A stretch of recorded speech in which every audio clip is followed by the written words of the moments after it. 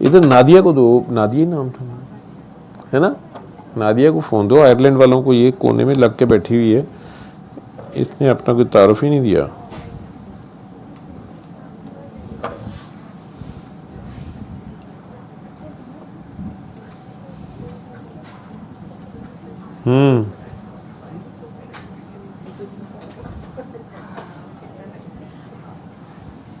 अस्सलाम वालेकुम सर। जी वालेकुम सलाम। सर क्या बोलूँ, तारुफ तो अपना। मैं नादिया हूँ और मैडम सदर ने दुआ की हुई है पहले से। और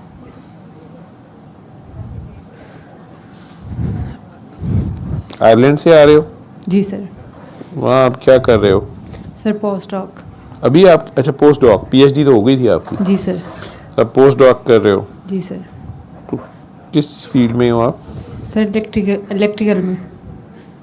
इलेक्ट्रिकल इंजीनियरिंग? जी सर, लेकिन काम मेरा ईसीजी पे है। काम ईसीजी पे है? जी सर। वाह जी वाह। तो ईसीजी में पोस्ट डॉक में किस चीज़ पे काम कर रहे हो?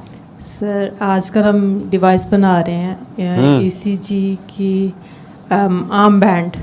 Arm band? जी। उसी पे ईसीजी हो जाए? जी। वाह जी वाह। तो डिवाइस बना रहे हैं हम। 12 लीडा? NSA 3 लीड और AFib को डिटेक्ट करना है हमने, P वेव और RR।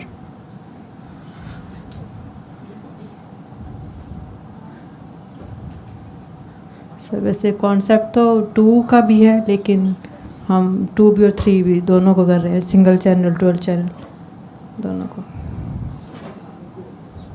ठीक, सही।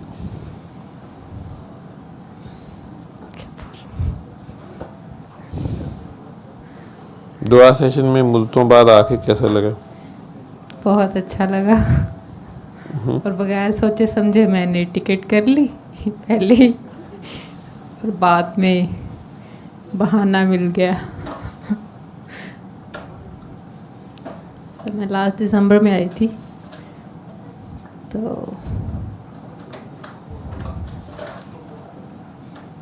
अच्छा लगा। अब मुझे रोना नहीं आता इतना, पहले बहुत आता था।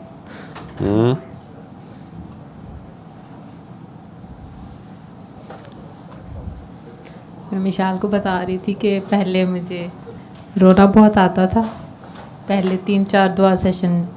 फिर मुझे ख्याल आया जब मैं रोती हूँ तो मुझे बाबा नज़र ही नहीं आते। फिर अब नहीं आता।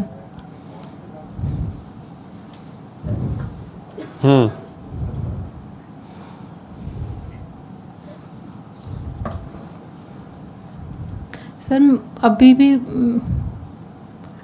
कहते हैं सर रहमान के बाद 180 डिग्री पे चेंज हो जाता है, लेकिन मैं तो नहीं हुई। मैं तो बहुत बुरी हो गई हूँ। बहुत सारे क्वेश्चंस हो गए हैं, लेकिन हर क्वेश्चन का आंसर होता है।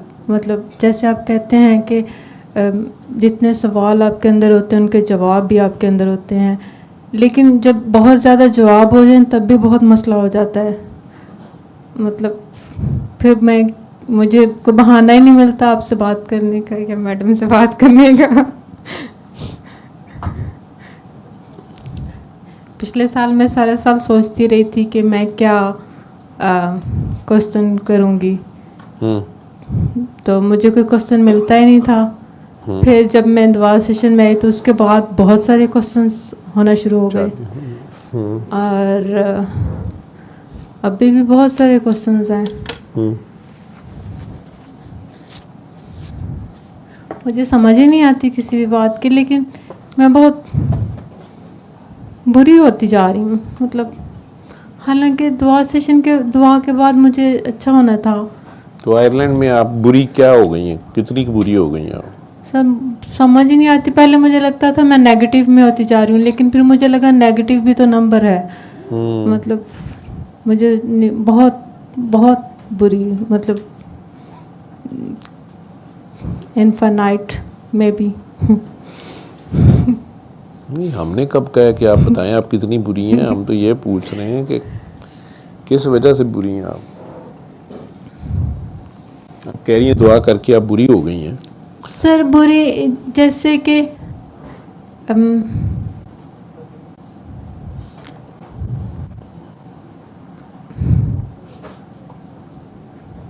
बुरी जैसे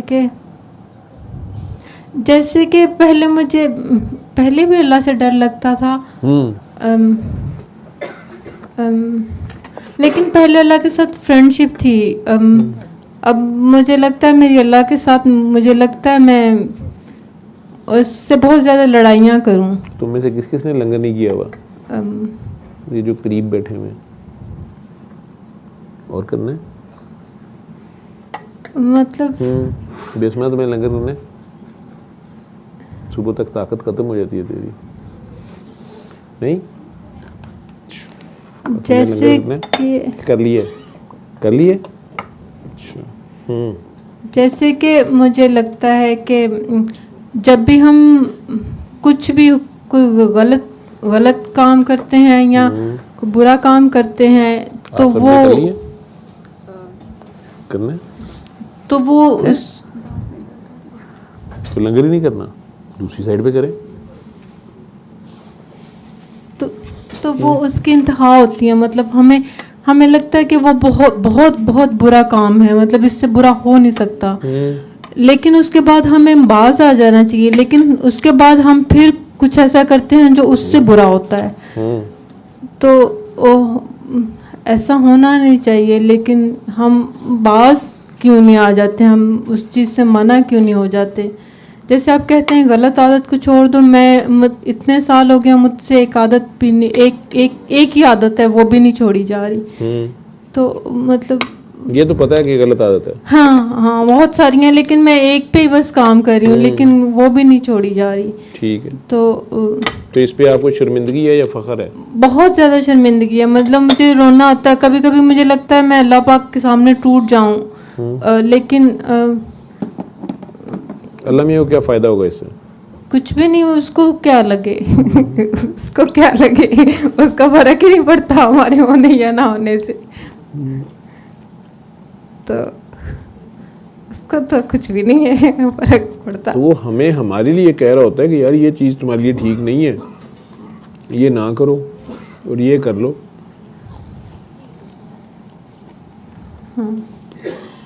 जिस तरह माँ कहती है कि ये करना ये ना करना। जी सर, लेकिन लोग कहते हैं अल्लाह दोज़ख में भेज देगा, उसको दोज़ख में भेज के लोगों को क्या मिलेगा? मतलब दोज़ख भी तो उसी की बनाई हुई है ना। हाँ तो लोग कहेंगे ना, मतलब उसको तो फर्क नहीं पड़ेगा ना। लोग कहेंगे कि अल्लाह ये इसने हमें बड़ा तंग किया था, इसे दोज़ख में भेज। बहन भाई जाके शिकायत नहीं करते मामा को? हाँ जी, तो दोज़ख में भेज देंगे तो फिर क्या होगा? कुछ नहीं, बाकी बच्चे खुश हो जाएंगे। अच्छा, इसलिए भेजेगा हैं? ओके अब मुझे उससे क्या फर्क पड़ता है? मतलब उससे तो फर्क नहीं पड़ता ना। हाँ लेकिन वो हमारे से प्यार करता है, मेरे ख्याल उसको दर्द तो होगा।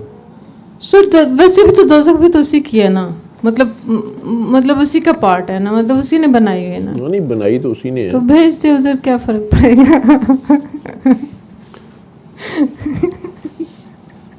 उधर क्या मतलब उधर से बस इतना सा सुराख रख दे जहाँ से वो नजर आता है, सुरपक मतलब नजर आते हैं इतने से बस। अच्छा, वहाँ से नजर आते हैं? हाँ वहाँ से भी नजर आते हैं। दोज़ख इसी चीज का नाम है, वो ना नजर आए तो सर ये इसी को दोज़ख कहते हैं। सर ये तो गलत बात होगी ना फिर। तो फिर तुसी ना तू नजर हटाया करो। सर ये तो नहीं होनी चाहिए दोज़ख। फिर यहीं पे जन्नत है, अगर आपकी नजर उन्हीं पे रहे तो जन्नत है। सर लेकिन कभी कभी मतलब जब हमें पता है कि वो हैं तो फिर हमें मतलब हम डरते क्यों नहीं है? मतलब कुछ भी गलत काम करते हुए हम क्यों नहीं डरते? हमें पता है वो बहुत प्यार करते हैं हमसे, इसलिए कई शरारती बच्चे इसलिए शरारतें कर रहे होते हैं कि मामा की टेंशन मिले। हाँ उसके बाद मतलब वो ज़्यादा थोड़ा सा मतलब, लेकिन कुछ दिन बाद हम फिर वैसे हो जाते हैं। मतलब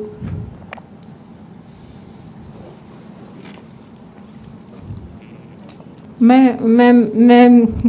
अब एक सीक्रेट है, मैं मैम से बातें करती रहती हूँ, ऑडियो भेज के, मैसेजेस भेज के, लेकिन अपने नंबर पे इनसे बातें करती हूँ अपने नंबर पे भेज के। मतलब फिर सुन भी लेती हैं? नहीं, सुना नहीं जाता, फिर खुद को नहीं सुना जाता। ठहर के काफी अरसे बाद पुराने मैसेज? कभी कभी हाँ, जब जैसे आज लोकेशन ढूंढनी थी ना कल से, तो फिर मैं वो पिछले साल वाले मैसेजेस निकाले, उनमें थी। वो सुनने में मजा आया? हाँ, थोड़ा थोड़ा मुझे, मतलब कभी कभी मैं भूल जाती हूँ ना मैंने इनसे क्या बातें की हैं, तो फिर मैं उसमें कोई बातें हैरानी हुई कि ये मैंने की हुई हैं?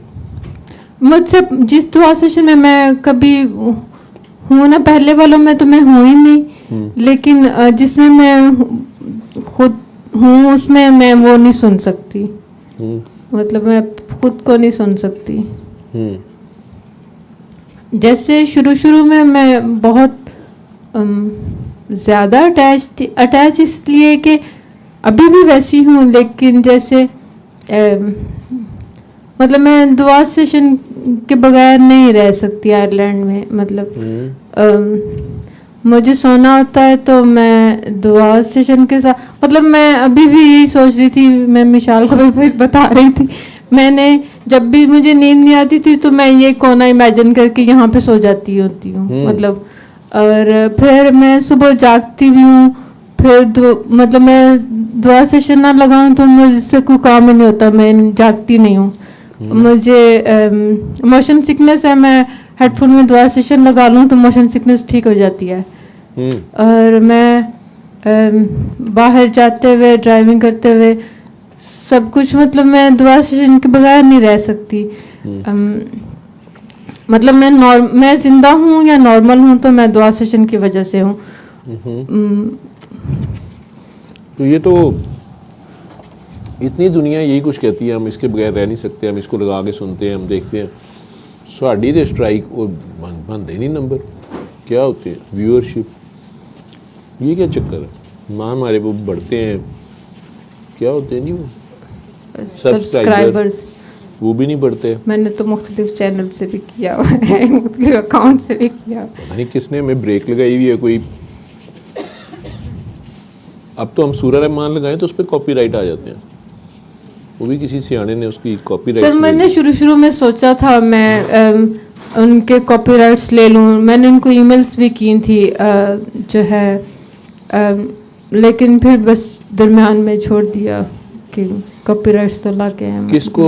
किसको ईमेल की थी? जो यूट्यूब पे जिन्होंने कारी अब्दुल बासित की आवाज़ वाली जो मेन चैनल है ना, एक है, उनको कि हम इस तरह से करना चाह रहे हैं, तो फिर मैंने शुरू में मैं बहुत ज़्यादा एक्टिव थी, लेकिन बस फिर कॉपीराइट्स भी नहीं लिए? नहीं, फिर बस ईमेल्स की उनके कभी रिस्पांस नहीं आया, तो फिर उसके बाद में बस छोड़ दिया। उन्होंने भी हो सकता है फीस बिल ही छोड़ा हो सारा कुछ, तो वो कॉपीराइट क्यों? हाँ जी वो, लेकिन कारी बात से मैं पहले बचपन से अब मुझे याद आता है कि जब आप कहते हैं ना बचपन की दुआएं मांगी हुई होती हैं, तो लेकिन सर इसमें हमारा कसूर तो नहीं होता ना, हमें तो पता नहीं होता ना। नहीं, आपको तो कसूर है ही नहीं है। हाँ, लेकिन है जैसे जिसमें हज़रत मूसा कहते हैं कोहे तूर पे जाके अल्लाह को कहते हैं मैंने देखना है, तो मुझे अभी याद आता है, मैं जब सुबह उम्मा उठाती होती थी ना, तो 6 से 7 बजे तक टाइम होता था जिसमें एक सपारा पढ़ना होता था, और सुबह कुरान पाक पढ़ने के बाद तो मैं एक दफ़ा वो सपारा पढ़ी थी और उस आयत पे बस मैं पढ़ी जा रही थी और रोए जा रही थी ऐसे बचपन में। और फिर मुझे अल्लाह को देखने का शौक़ था, हालांकि मुझे पता है मैंने मतलब आंखें नहीं हैं, वो देख ही नहीं सकते, तो अभी पता है, लेकिन वो तो मुझे लगता है बचपन की, हाँ बहुत सारी बातें हैं बहुत सारी मिक्स हो जाएंगी। तो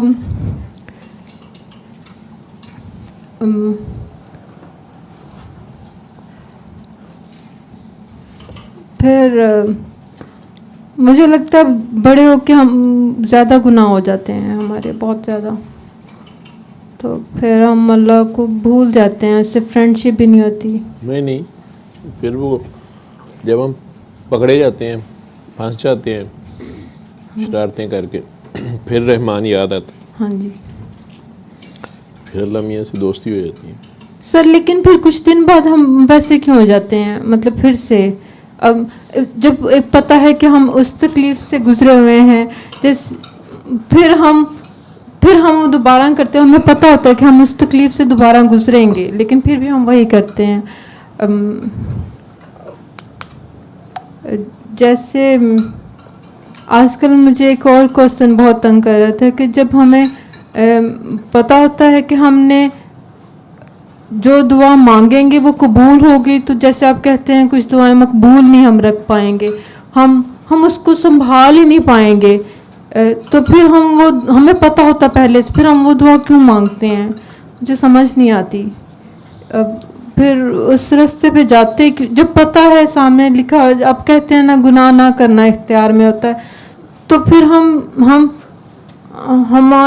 हम क्यों करते हैं जब हमारे गुनाह ना करना इख्तियार में है। और फिर कुछ भी नहीं सर, कुछ भी नहीं करना, लेकिन हम करते हैं, तो पता नहीं ऐसे क्यों, लेकिन करते हैं। तो कुछ तो करना है ना इधर बैठे हुए। सर मतलब अच्छे काम कर ले, बुरे काम क्यों करते हैं? तो पता नहीं।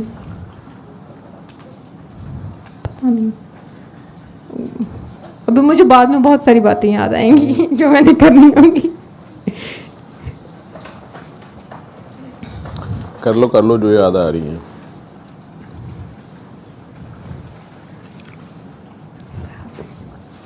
अभी आप बहुत अच्छे लगते हैं मैडम, बहुत अच्छी लगती हैं, और क्या कहूँ।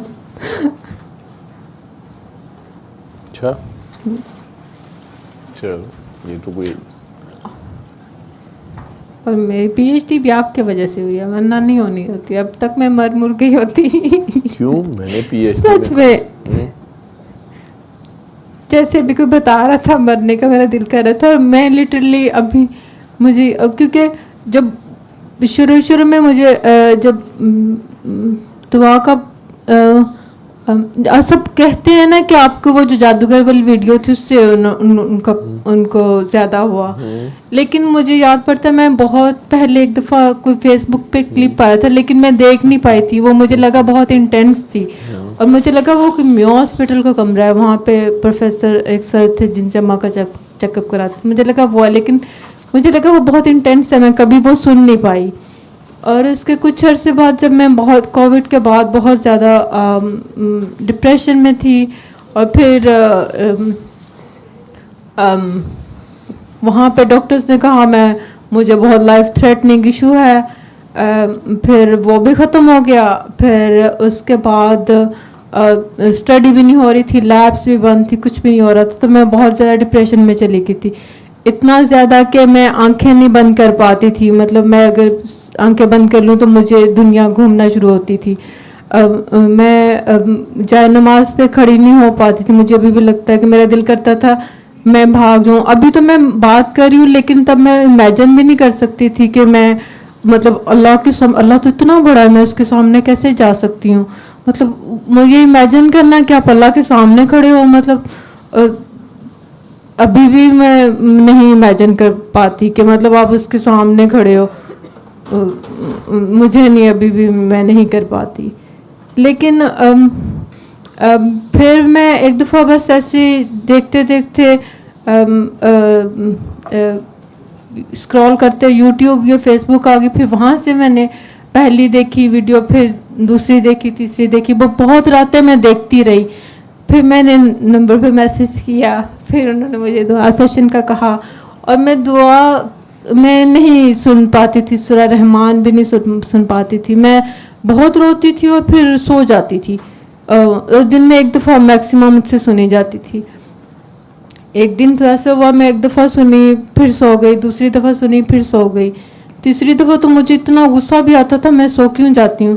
फिर मैंने मैसेज किया, तो मैं मैडम को हमेशा से सर ही कहती थी, मुझे था सर ही है और मुझे अभी भी लगता सर ही है। तो फिर मैं सर करके हमेशा से बुलाती थी और बहुत बोंगियाँ मारती भी होती थी। तो क्योंकि मैंने जितनी कॉल्स आपको की हुई हैं, मैडम को की हैं, मुझे लगता था मैंने होश में कोई भी कॉल नहीं की, मैं कभी होश में कोई कर ही नहीं पाई। जो लास्ट कॉल मेरी लास्ट टाइम आपसे मेरी बात हुई थी वो इलेक्शन के दिन पे बात हुई थी, जब मैं सारी रात रोती रही थी कि सुबह क्या बनेगा। सुबह मैंने आपको कॉल की, आपने कहा पाकिस्तान और इलेक्शन वोट डाल देगा, मैंने कहा नहीं। तब मैंने इतना मुझे दुख भी हुआ कि मैं आई तो हूँ नहीं, मतलब, और मैं ऐसे ही मतलब परेशान हूँ। तो तब मुझे हुआ भी कि मतलब तुम मतलब पार्टिसिपेट तो किया नहीं है तुमने, तो इतना परेशान होने का फ़ायदा। तो लेकिन मतलब मुझे अब वो बहुत डार्क और बहुत पेनफुल पीरियड था जब मैंने मैडम को मतलब बिना सोचे समझे, मैं कभी भी सोच समझ के कभी भी कॉल नहीं की थी। अभी कोई बहाना ही नहीं मिलता। तो खैर जब मैंने थेरेपी की तो फिर मैंने मैडम को मैसेज किया तो उन्होंने कहा कि हाँ दुआ हो गई है। फिर बहुत मुश्किल से 7 डेज़ की थेरेपी हुई और फिर जब मैं यहाँ पे आई तो मुझे परमिशन भी मिल गई आने की, जो कि मैं हर दफ़ा दुआ मांगती हूँ मुझे परमिशन मिल जाए। तो फिर जब परमिशन मिल गई तो मैं आई, मैंने आपको सलाम किया तो आपने कहा कौन, मैंने कहा मैं नादिया हूँ आयरलैंड से। आपने कहा कौन नादिया, मैं तो नहीं जानता। फिर मैडम ने बताया, फिर मुझे पता, और आपने मुझसे पूछा तुमने कभी वीडियो कॉल या ऑडियो पे बात नहीं की, मैंने कहा नहीं की। तो लेकिन मुझे शुरू से मैडम सही लगे हैं, तो अभी भी मतलब मुझे कभी कोई फ़र्क नहीं लगा। सर इमरान से भी बात होती है कभी कभी स्टेटस पे या कभी कभी मैसेज पे, लेकिन मुझे कभी भी मतलब कुछ भी नहीं फ़र्क नहीं लगा। मुझे सर ही लगते हैं ये, आप तो हैं लेकिन ये भी मुझे सर ही लगते हैं। तो बहुत पता नहीं, अभी बहुत भूल गई हूँ। तो फिर खैर मेरी वहाँ बहुत सारी बातें हैं, अभी कुछ पता नहीं बताने वाली है कि नहीं है, लेकिन स्वीट डिश इधर बटी है सारों में, खाली है आप लोगों ने? ये सारी पार्टियों ने ये जो लैंड की हुई है स्वीट डिश खाली है सारों ने, नहीं खाई कि इसको पिछली को नहीं, जर्मनी वाली। तो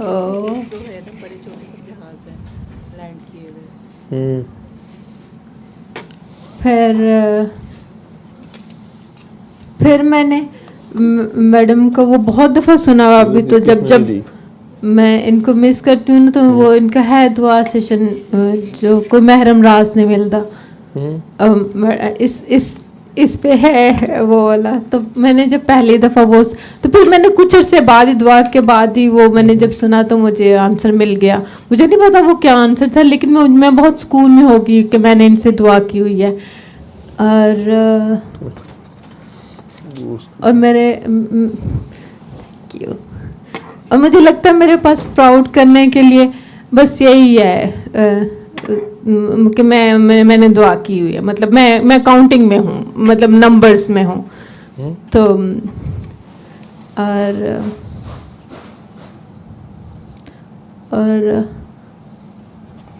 हाँ, और अभी मैं मदीने भी जाऊँ तो मेरे पास वो हमेशा वो चादर होती है जो आपने दी थी एक दफ़ा, लेकिन मतलब मेरे पास कुछ भी ना हो तो मेरे पास बस वो मैंने जब भी मदीने में देखा तो आज मैं सोच रही थी मैं हमेशा उस चादर में होती हूँ, वो हमेशा मेरे पास होती है। और क्या आपने ले ली है? और हाँ बहुत ज़्यादा तब जब वो बहुत डार्क पीरियड था तो मैं जब मुझे रोड क्रॉस करते हुए भी मसला होता था, मुझे फ्लो जो ट्रैफिक था वो बहुत लाइक अट्रैक्ट करता था, मुझसे रोड क्रॉस करना मुश्किल होती थी। मुझे मुझे ऐसे लगता था कि मैं बस रोड के दरमियान में खड़ी हो जाऊं और मुझे जो फ्लो ऑफ ट्रैफिक है बस वो कुचल के चला जाए, बस मसल के चला जाए। मुझे नहीं समझ आती मुझे ये क्यों थॉट्स आती थी, लेकिन अब मुझे रियलाइज़ होता है कि मुझे ऐसी थॉट्स आती थी। बस मुझे लगता था बस मैं ऐसे रोड के दरमियान खड़ी हो जाऊं बस ऐसे ही। लेकिन बाद में कभी रियलाइज़ होता था तो मुझे होता था कि मतलब अनइंटेंशनल था कि व्हाट आई एम थिंकिंग। तो लेकिन पीएचडी आपने कब की है? मैंने 2025 में डिग्री मिली थी, कॉन्वोकेशन। आयरलैंड से की थी? जी। और आयरलैंड में पोस्ट डॉक कर रहे हो? जी 24 में कर ली थी डिग्री, मुझे 25 में मिली। 25 में मैंने स्टार्ट की थी जॉब फैब में। जी आयरलैंड से। और वहीं पोस्ट डॉक कर रहे हो? जी। अच्छा, और वहीं की ट्रैफिक के नीचे आने को दिल करता था? हाँ, वहाँ पे एक सिग्नल मुझे अभी भी बड़ा प्यारा लगता है। उस पे जो है वो कितनी देर तक जो है वो सिग्नल प्रेस किए रखें तो वो पेडिस्ट्रियंस के लिए ओपन ही नहीं होता था। आई डोंट नो, शायद वो मैं बहुत ज़्यादा देर वहाँ खड़ी रहती थी इसलिए। और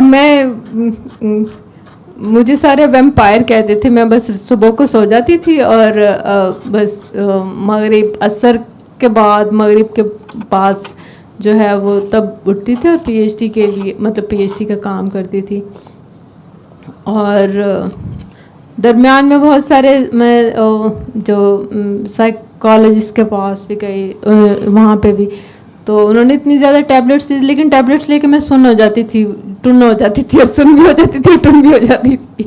तो फिर एक दफ़ा मैंने मैडम को बताया तो उन्होंने कहा तुम दुआ सेशन के बाद भी टैबलेट लेती हो? तो फिर उसके बाद मुझे बहुत शर्म भी आई और मैंने उसके बाद कभी ली भी नहीं और मुझे कोई कभी ज़रूरत भी नहीं पड़ी।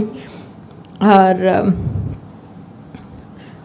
क्यों भी उस्मान सुन रहे हो?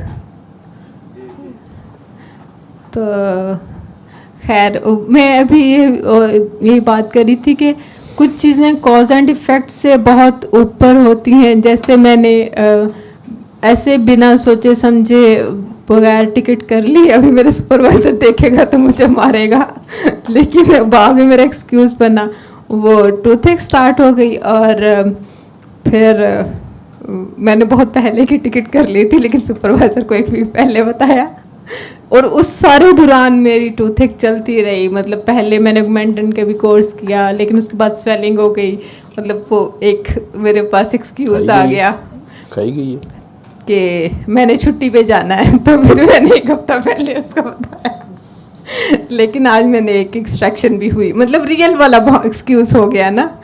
तो आज एक पंजाब डेंटल हॉस्पिटल से एक एक्सट्रैक्शन हुई है, एक आरसीटी भी होनी है। तो लेकिन मुझे ये ब्लेसिंग लगी कि कुछ मतलब अभी तो इफ़ेक्ट तो पहले हो गया, टिकट तो पहले ले ली, लेकिन कॉस्ट तो बाद में बनी।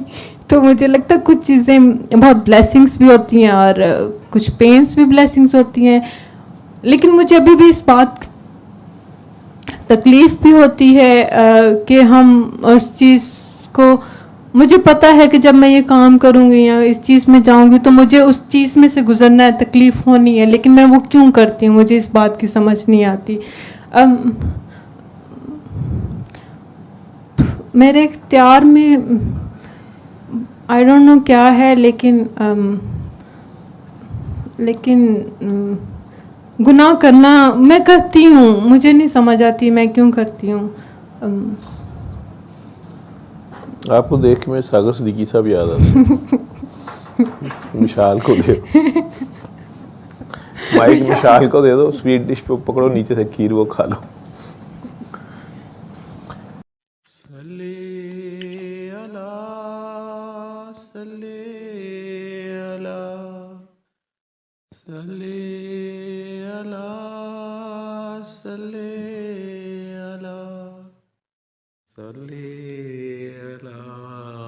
शफीना सल्ले अला